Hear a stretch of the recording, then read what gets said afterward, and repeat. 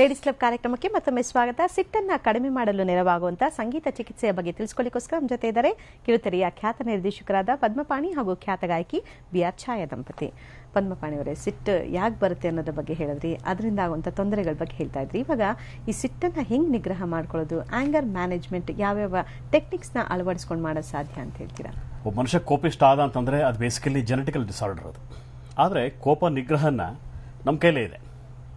ಸಾಮಾನ್ಯ ಕೋಪ ನಿಗ್ರಹ ಅಂದರೆ ಕೋಪನ ಸಿಟ್ಟನ್ನು ಹೇಗೆ ಕಂಟ್ರೋಲ್ ಮಾಡೋದು ಅನ್ನೋದು 3 ವೆರೈಟೀಸ್ ಇದೆ. ಒಂದು ಸಪ್ರೆಸ್ಸಿಂಗು, ಒಂದು ಎಕ್ಸ್ಪ್ರೆಸ್ಸಿಂಗ್ ಅಂತ, ಇನ್ನೊಂದು ಕಾಮಿಂಗ್ ಮೆಥಡ್ಸ್ ಅಂತ 3 ಇವೆ.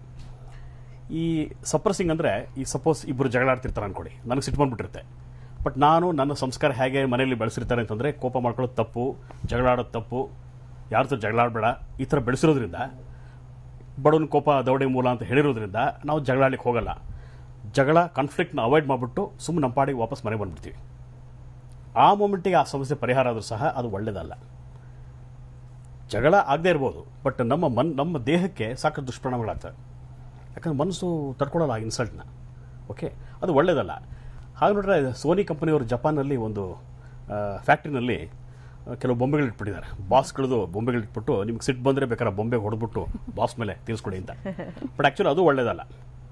ಓಕೆ, ಇನ್ನೊಂದು ಟೆಕ್ನಿಕ್ ಇದೆ, ಎಕ್ಸ್ಪ್ರೆಷನ್ ಅಂತ. ಎಕ್ಸ್ಪ್ರೆಷನ್ ಅಂದರೆ, ನೀವು ಕೋಪನ ನಿಗ್ರಹ ಮಾಡ್ಕೊಳ್ಳಿ, ಸಪ್ರೆಸ್ ಮಾಡ್ಕೋಬೇಡಿ. ಈಗ ಸಪೋಸ್ ಒಬ್ಬ ಜೊತೆ ನೀವು ಜಗಳ ಆಡ್ತೀರಾ, ಜಗಳ ಹೇಗೆ ಆಡಬೇಕು, ಜಗಳ ಆಡೋದಕ್ಕೊಂದು ಟೆಕ್ನಿಕ್ ಇದೆ. ಏನೋ ಒಂದು ಟ್ರಾಫಿಕ್ನಲ್ಲಿ ನಮ್ಮ ಗಾಡಿ ಅವ್ರ ಗಾಡಿ ಇಬ್ರಿಗೂ ಒಂದಕ್ಕೊಂದು ತಿಕ್ಕಾಟ ಆಯ್ತು ಅನ್ಕೋಣ, ಇಬ್ಬರು ಜಗಳ ಶಿವತ್ತು ರೋಡಲ್ಲಿ ಅಂತಂದರೆ ಜಗಳ ಹೇಗೆ ಆಡಬೇಕು? ಭಾಳ ಸಿಂಪಲ್. ಅವನು ಎಗರಾಡ್ತಿರ್ತಾನೆ, ನಿಮಗೂ ಸಿಟ್ಟು ಬಂದ್ಬಿಟ್ಟಿರುತ್ತೆ. ಬಟ್ ಅವನ ಜೊತೆ ನೀವು ಎಗರಾಡ್ಬೇಕಾದ್ರೆ, ನೀವು ಜಗಳ ಆಡ್ಬೇಕಾದ್ರೆ ಸ್ವಲ್ಪ ಸಾಧ್ಯವಾದಷ್ಟು ಮಟ್ಟಿಗೆ ನಿಮ್ಮ ಕೋಪನ ಕಂಟ್ರೋಲ್ ಮಾಡ್ಕೋಬೇಕು. ನೀವು ಹೇಗೆ ಮಾಡ್ಕೋಬೇಕು? ಅವನು ಎಗರಾಡ್ತಿರ್ಬೇಕಾದ್ರೆ, ಅವನು ಬೈದಾಡ್ತಿರ್ಬೇಕಾದ್ರೆ ಅವನ ಕಣ್ಣನ್ನೇ ನೋಡ್ತಿರ್ಬೇಕು ನೀವು. ನಿಮ್ಮ ಮುಖದಲ್ಲಿ ಯಾವ ಎಕ್ಸ್ಪ್ರೆಷನ್ ಕೊಡಬಾರ್ದು ನಾವು. ಆಮೇಲೆ ಸಾಧ್ಯಷ್ಟು ದೀರ್ಘ ಉಸಿರು ತಗೋಬೇಕು. ಆಮೇಲೆ ಅವನ ಪಾಯಿಂಟ್ ಆಫ್ ವ್ಯೂ ಅಂತ ನಾವು ಯೋಚನೆ ಮಾಡಬೇಕು. ಅವನು ಯಾಕೆ ಹಂಗೆ ಕೋಪ ಮಾಡ್ಕೊಂಡಿದ್ದಾನೆ? ಇವೆಲ್ಲ ಏನಾಗುತ್ತೆ ಅಂದರೆ, ನಮ್ಮ ಕೋಪ ಕಮ್ಮಿ ಮಾಡ್ತವೆ. ಒಂದು. ಎರಡನೇದಾಗಿ, ಅವನ ಕೋಪ ಎಗರಾಟ ಮುಗಿದ ಮೇಲೆ ನಾವು ಕ್ಲೀನಾಗಿ, ನೋಡಪ್ಪ ಈ ಥರ ಇನ್ಸಿಡೆಂಟ್ ನಡೆದದ್ದಕ್ಕೆ ನನಗೆ ಈ ಥರ ಆಯಿತು ಅಂತ ಹಾಗೆ ಹೇಳಬೇಕೆ ಹೊರತು, ನಿನ್ನಿಂದಾಗಿ ಹೀಗಾಯಿತು ಅದು ಹೇಳಬಾರ್ದು. ಅಷ್ಟೊಂದು ವ್ಯವಧಾನ ಇರುತ್ತೆ ಅಂತ ಮಾಡ್ಕೋಬೇಕು. ನಾ ಹೇಳೋದೇನೆಂದರೆ, ಸಪ್ರೆಸ್ ಮಾಡ್ಕೋಬೇಡಿ, ತೀರಾ ಸಿಟ್ಟು ಮಾಡ್ಕೊಂಡು ಎಗರಾಡಬೇಡಿ. ಎರಡೂ ಒಳ್ಳೇದಲ್ಲ. ಈ ಮಧ್ಯ ದಾರಿ ಇದೆಯಲ್ಲ, ದಟ್ಸ್ ಆಲ್ವೇಸ್ ಬೆಟರ್. ಅದು ಎಕ್ಸ್ಪ್ರೆಸ್ ಮಾಡಬೇಕು. ಈ ಥರ ಟೆಕ್ನಿಕ್ ಫಾಲೋ ಮಾಡೋದ್ರಿಂದ ಏನಾಗುತ್ತೆ, ಮುಖದಲ್ಲಿ ಎಕ್ಸ್ಪ್ರೆಷನ್ ತೋರಿಸಬಾರ್ದು, ಅವ್ನ ಮುಖ ನೋಡ್ತಿರ್ಬೇಕು, ಕಣ್ಣಲ್ಲಿ ಕಂಡಿಡಬೇಕು, ದೀರ್ಘ ಉಸಿರು ತಗೋಬೇಕು. ಆಮೇಲೆ ಸರಳವಾಗಿ ಹೇಳಬೇಕು, ಅವನ ಮೇಲೆ ತಪ್ಪು ಹಾಕದೇನೆ. ಕೋಪ ಅವನಿಗೆ ಕಮ್ಮಿ ಆಗುತ್ತೆ, ನಮಗೂ ಕಮ್ಮಿ ಆಗುತ್ತೆ. ಓಕೆ, ಇವಾಗ ಕಾಪಿ ರಾಗದಲ್ಲಿ ಹಾಡನ್ನು ಹಾಡಿದ್ರಿ ನೀವು. ಇವಾಗ ಎರಡನೇದು ಇನ್ಯಾವ್ದು ಹಾಡ್ತಾ ಇದ್ದೀರಾ ಅಂತ? ಇದು ಒಂದು ತುಂಬ ಜನಪ್ರಿಯವಾದಂಥ ಒಂದು ಹಿಂದಿ ಗೀತೆ ಹಾಡ್ತಾ ಇದ್ದೀನಿ, ಗುಡ್ಡಿ ಚಿತ್ರದ್ದು, ಬೋಲೆರೆ ಪಪ್ಪಿ. ಇದು ಮಿಯಾಕಿ ಮಲ್ಲಾರ್ ರಾಗದಲ್ಲಿದೆ. ಇದನ್ನು ಹಾಡ್ತಾ ಇದ್ದೀನಿ.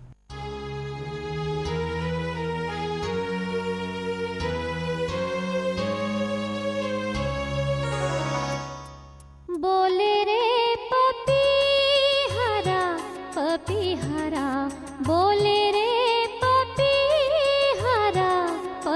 हरा नित घन बरसे नित मन प्यासा,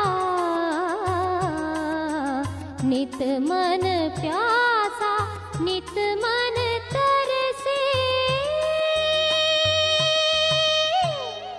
बोले रे पपी हरा,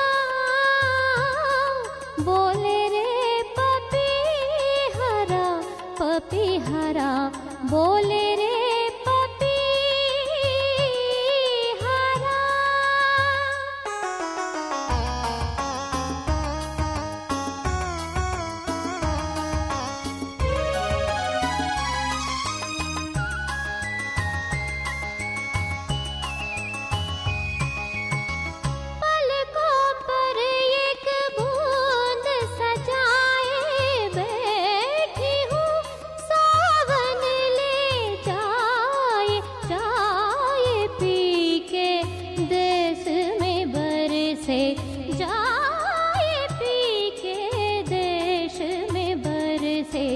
नित मन प्यासा, नित मन तरसे।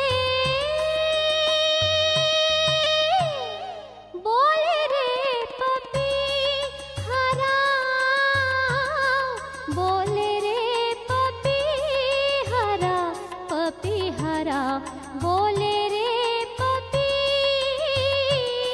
हरा।